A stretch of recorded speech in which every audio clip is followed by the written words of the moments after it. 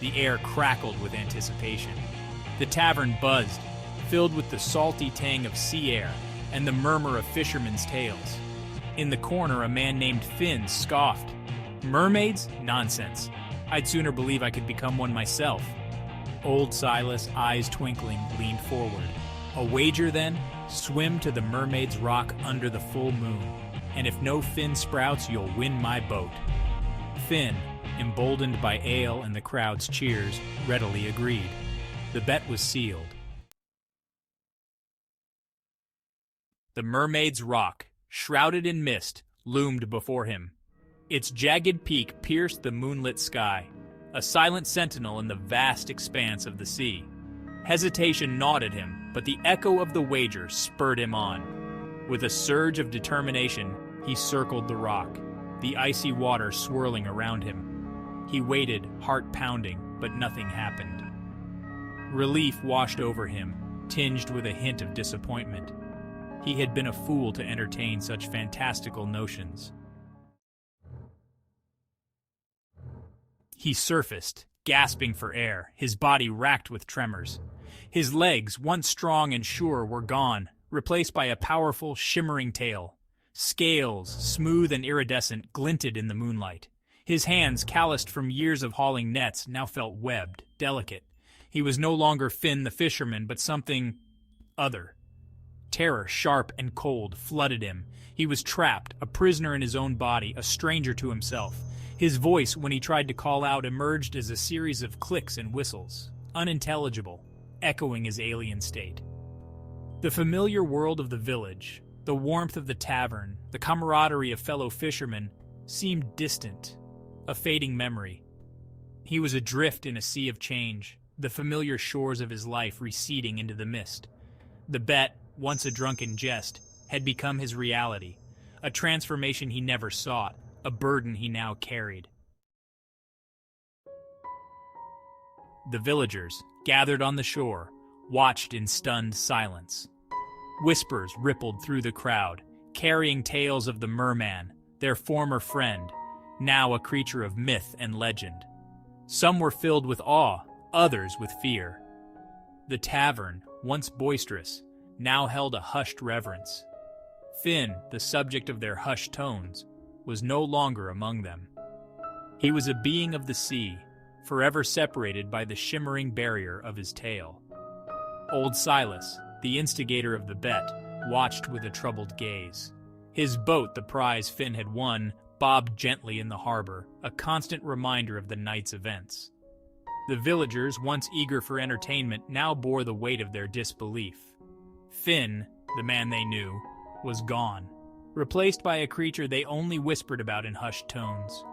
Their world, once predictable, now held the shadow of magic, the undeniable proof of the impossible.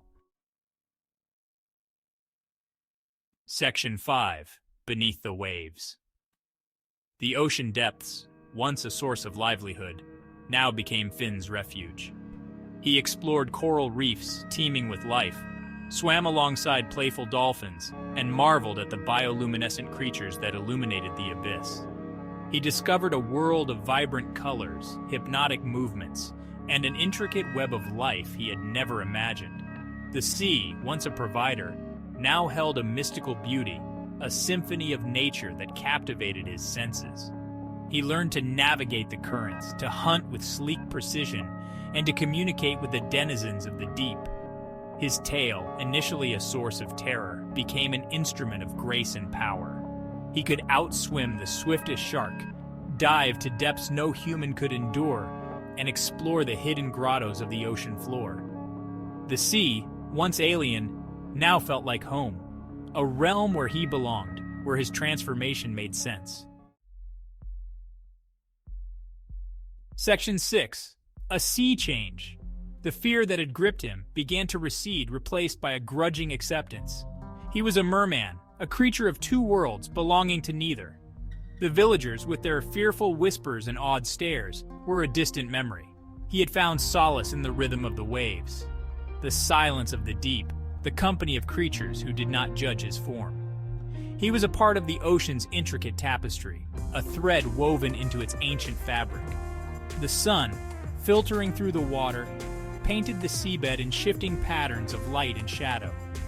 Schools of fish, shimmering like silver coins, darted around him, their movements a hypnotic ballet.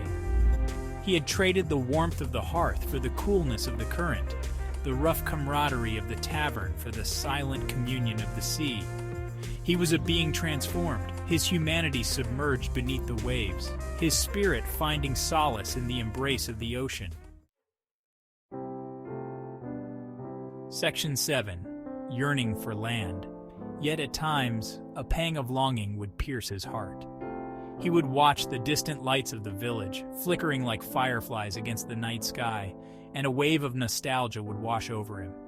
He missed the warmth of human companionship, the familiar sounds of laughter and conversation, the simple pleasures of life on land. The sea, for all its wonders, could not fill the void left by his former life. The memory of his former life, the feel of rough wood beneath his hands, the taste of ale, the scent of wood smoke haunted him. He would surface near the shore, listening to the murmur of voices, the creak of fishing boats, the distant strains of music from the tavern.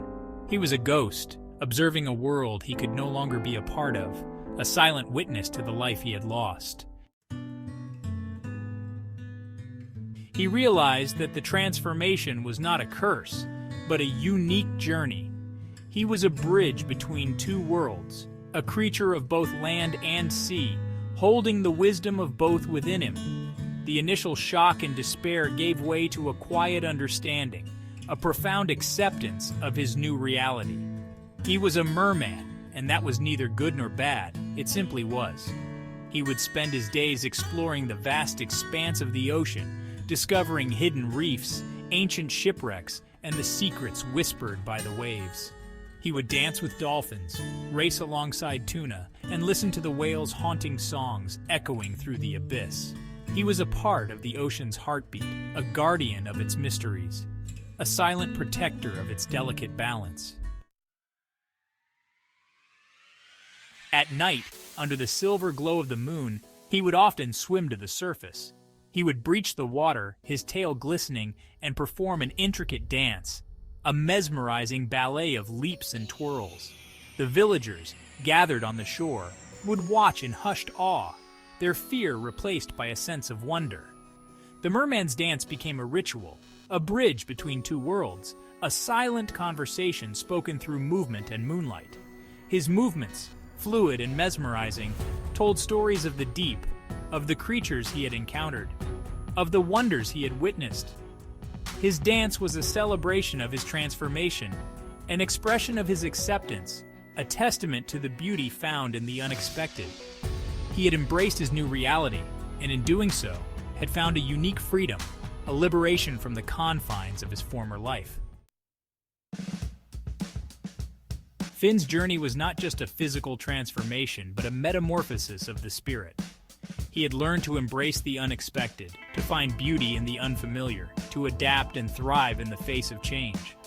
He had discovered that true freedom lay not in resisting the tide, but in surrendering to it, in allowing it to carry him to new and unforeseen shores. The villagers, once fearful, now saw him as a symbol of resilience, of adaptability, of the power of embracing change. His story became a legend, a reminder that the unknown could hold unexpected beauty, that transformation could lead to liberation, that the sea of life, with all its unpredictable currents, could carry us to destinations more wondrous than we could ever imagine. Finn, the merman, became a guardian of the coast, a protector of both the sea and the land. He was a bridge between two worlds, a symbol of harmony and balance. His tale, whispered on the wind and carried by the waves, served as a reminder that life is a constant tide of change, and that true freedom lies in embracing the flow, in riding the waves of transformation, and in discovering the unexpected beauty that lies within the depths of the unknown. The world, once limited by the boundaries of the village, now extended to the vast horizon of the sea.